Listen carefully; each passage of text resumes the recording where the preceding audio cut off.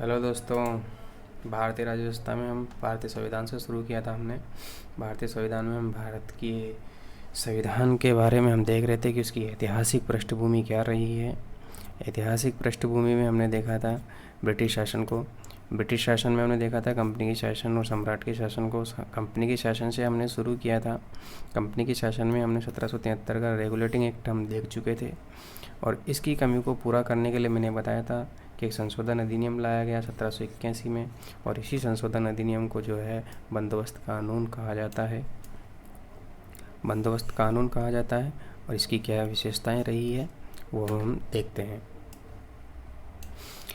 तो 1781 का जो बंदोबस्त कानून था उसकी विशेषताएं क्या रही है। पहली विशेषता यह थी कि जो गवर्नर जनरल हो उसकी काउंसिल थी और कंपनी के जो सेवक थे जो पदधारण के दौरान जो भी कार्य करेंगे वो सुप्रीम कोर्ट के क्षेत्राधिकार से मुक्त थे।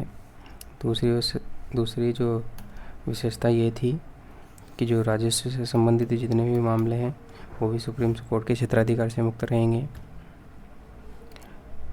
तीसरी विशेषता क्या थी कि जो प्रांतीय न्यायालय हैं इनकी अपील जो है सुप्रीम कोर्ट के यहाँ दायर की जाएगी। ऐसा नहीं होगा, पहले दायर की जाती थी, अब दायर नहीं होगी। अब अपील जो है गवर्नर जनरल इन काउंसिल के यहाँ दायर होगी। किसकी अपील? प्रांतीय न्यायालयों की अपील। ठीक है। चौथी विशेषता यह थी कि जो प्रांतीय न्यायालय और परिषदें हैं इनके लिए नियम और विनियम जो है वो अब गवर्नर जनरल इन काउंसिल बनाएगी।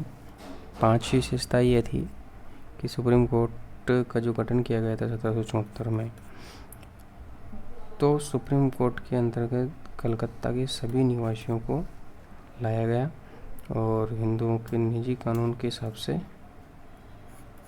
हिंदुओं के वादे मामले सुने गए, मुस्लिमों के निजी कानून के हिसाब से मुस्लिमों के वादे मामले सुने जाएंगे।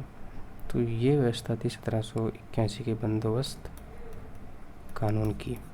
इसके बाद हम नेक्स्ट देखेंगे फटाफट से अगला कानून और इस तरीके से जल्दी से जल्दी हम ख़त्म करेंगे इस अध्याय को ताकि हम आगे के सभी अधिनियमों को क्रमवार देख सकें। तब तक के लिए धन्यवाद।